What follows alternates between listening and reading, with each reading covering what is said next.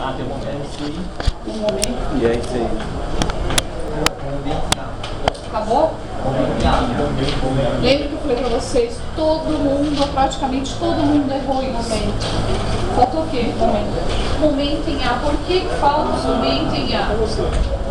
A peça está engastada. Na verdade, ela não tem rotação, ou seja, existe um esforço aqui de rotação.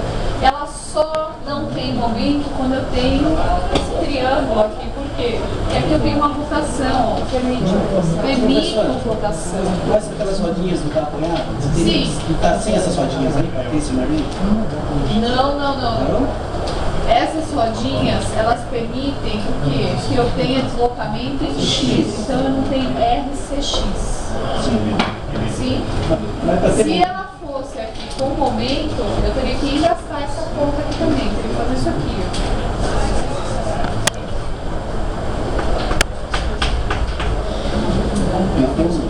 Aí eu tenho momento. Você quer que tenha momento, é isso, né? Então eu tenho que ter essa situação. Mas como eu tô...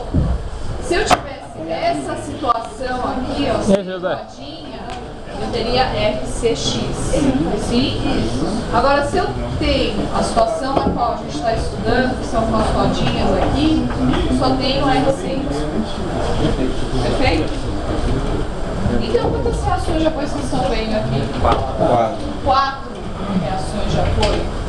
Mas, vocês viram um detalhe nesse exercício 3? No ponto B. O que tem? Não, o ponto D é o ponto que eu quero cálculo. Calcular momento você acha isso aí.